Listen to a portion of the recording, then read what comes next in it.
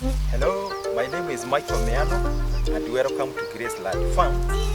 We are a mixed farm located at Tiata, but today we want to talk about glass called Bracharia. Welcome.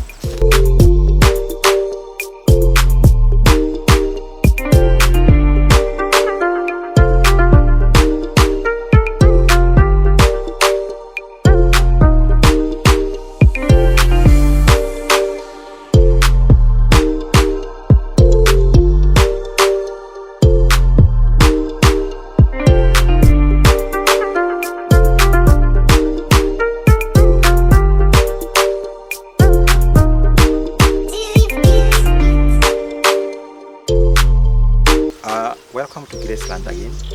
Graceland Farm is a mixed farm. A mixed farm, what I'm saying that we deal with both animals and crops. We have the horticultural part of it, which is across down the river. And we have the animal livestock, and mostly we deal with the feedlot.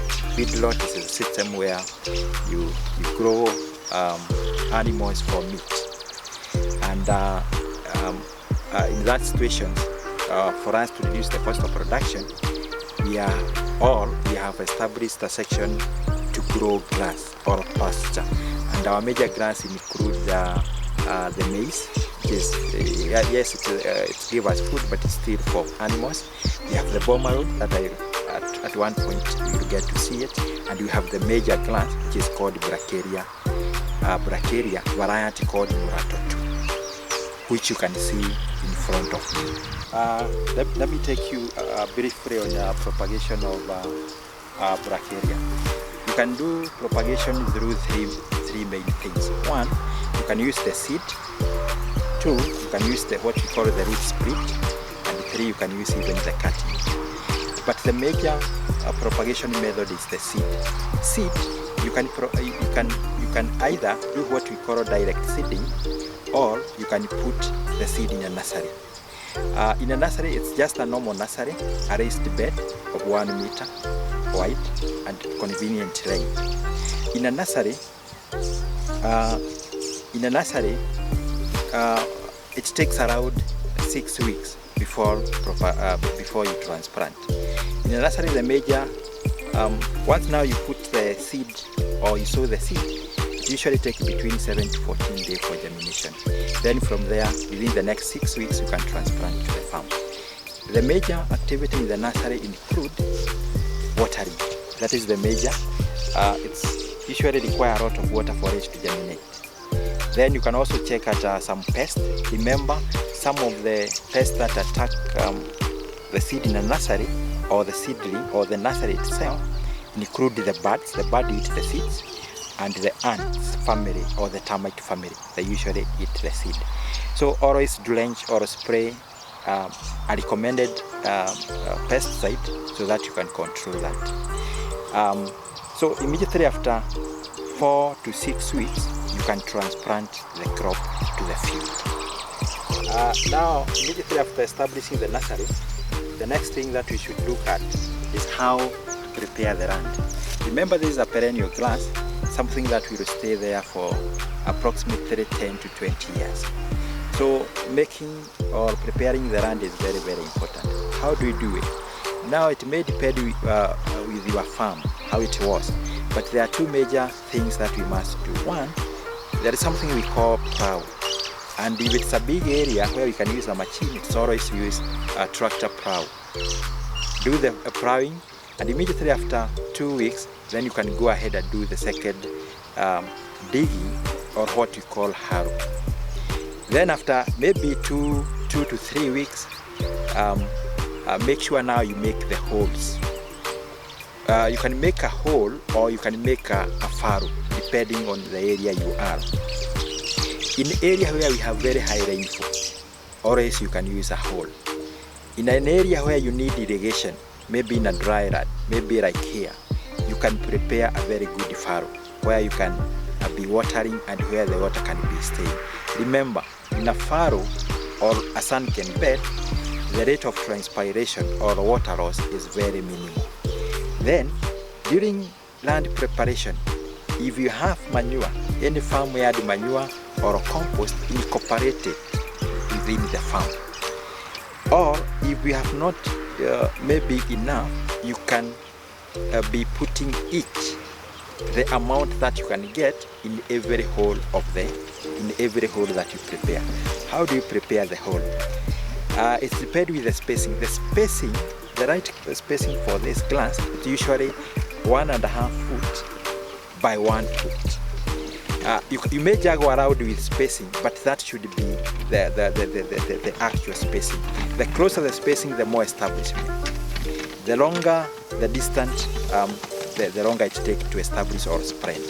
So prepare the holes early enough, 1 foot, 1.5 foot by 1 foot. Or that is, you can also put 50 centimeter by 25 centimeter.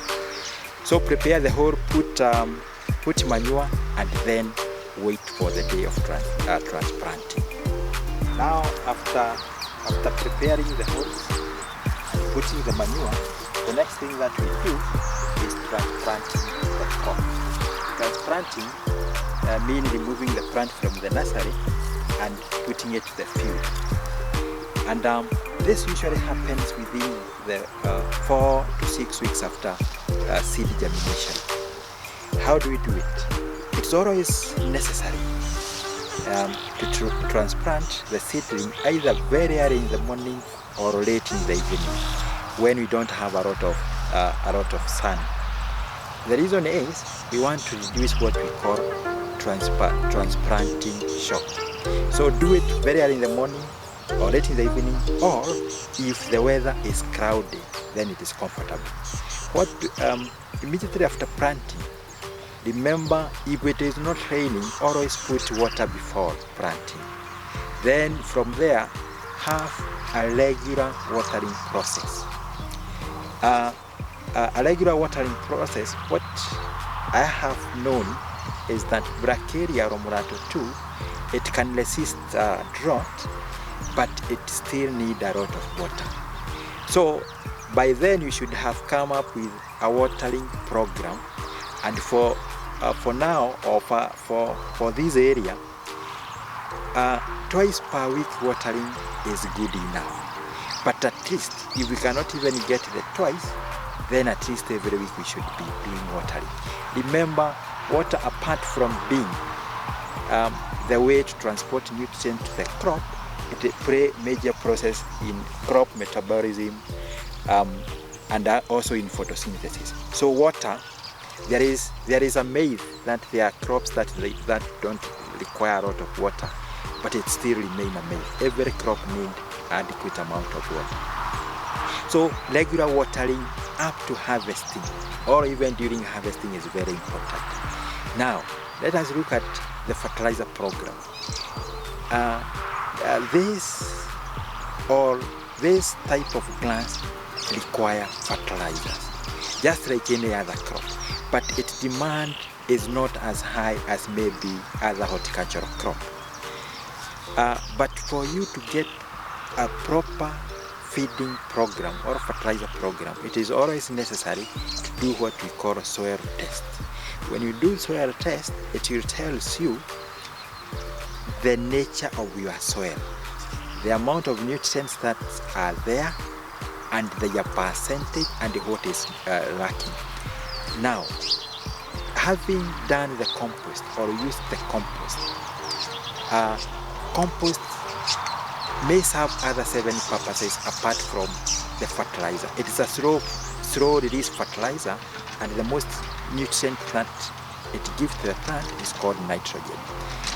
And Bracharia or Mulato 2 require a lot of nitrogen. So during the fertilizer program, the major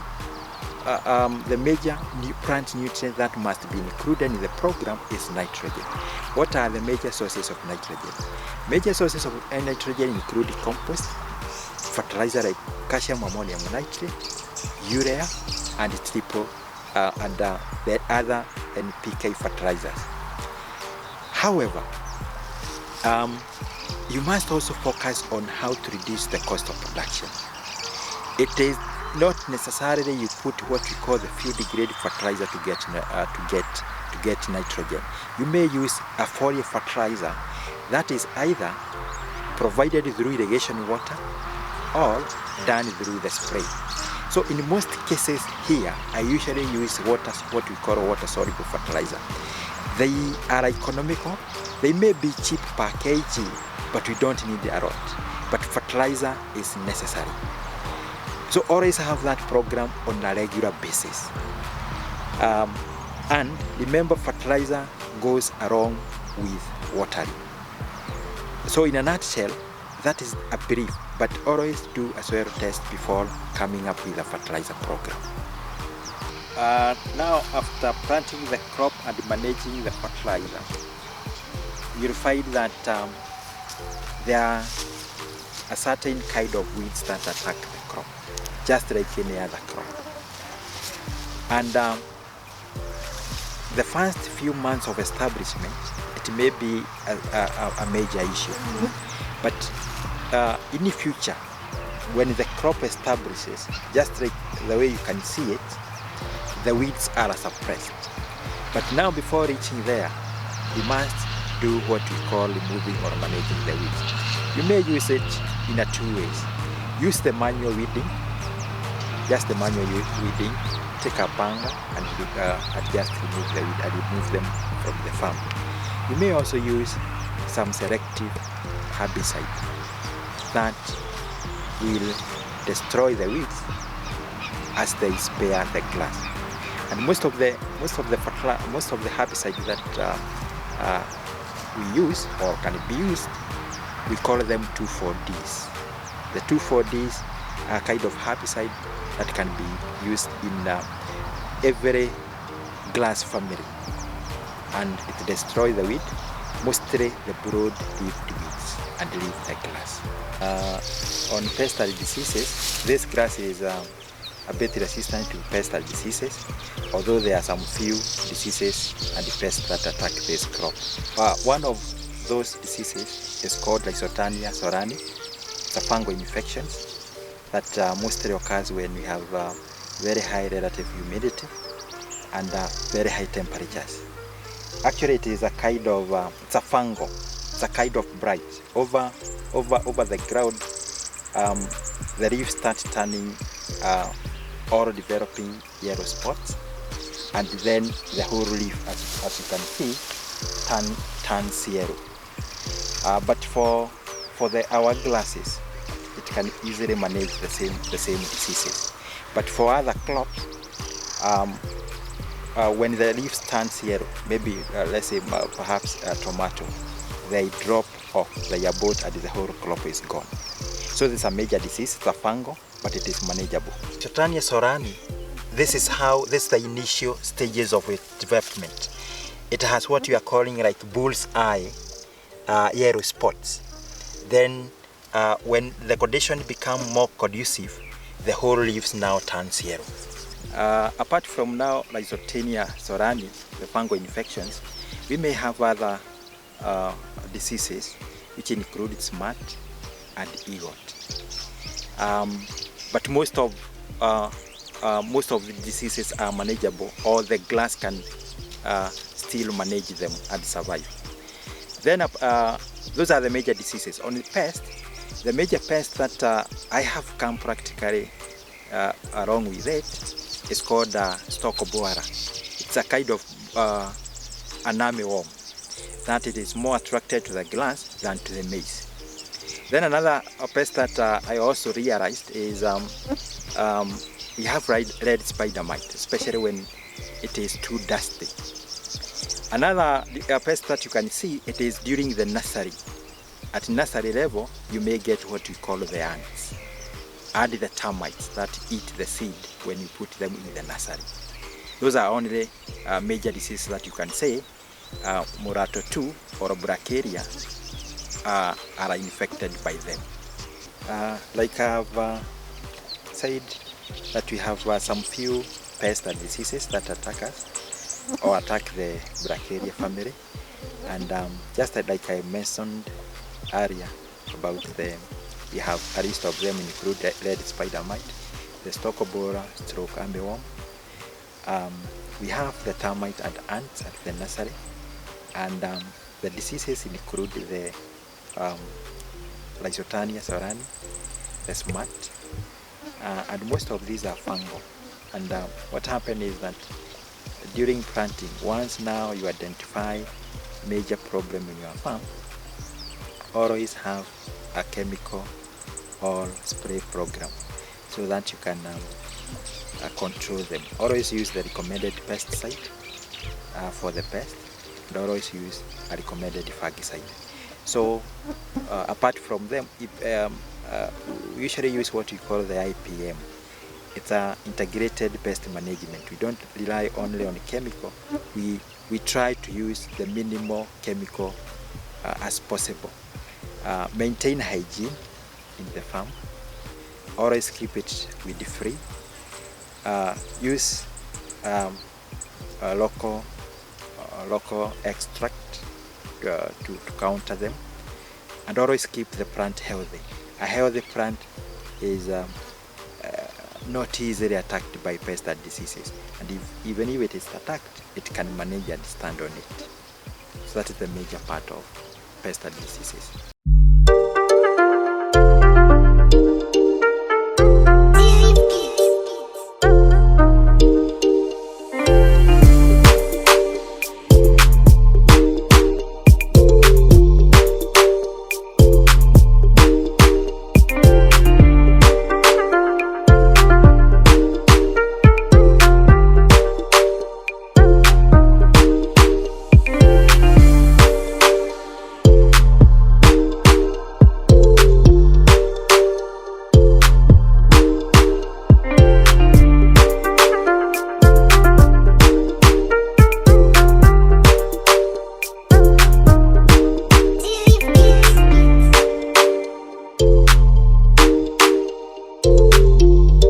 Now, after harvesting and drying the grass or withering the grass for maybe 3 to 7 days, the next step is to transport the same to the chopping house.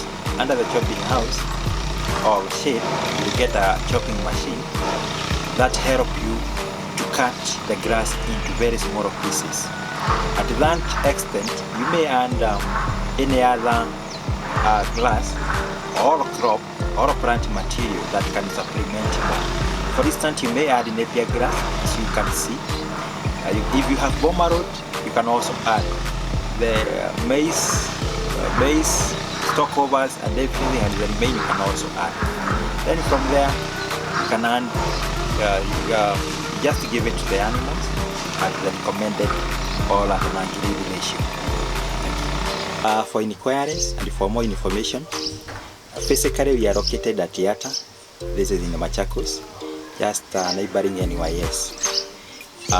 For contacts, my cell phone number is 0721 108 910. That is the main line. For social media, all of them are Mike Omiano. Facebook Mike Omiano, Twitter Mike Omiano. And also in YouTube, Mike Omiano. For emails, mmiano.greenuniverse@gmail.com. Thank you.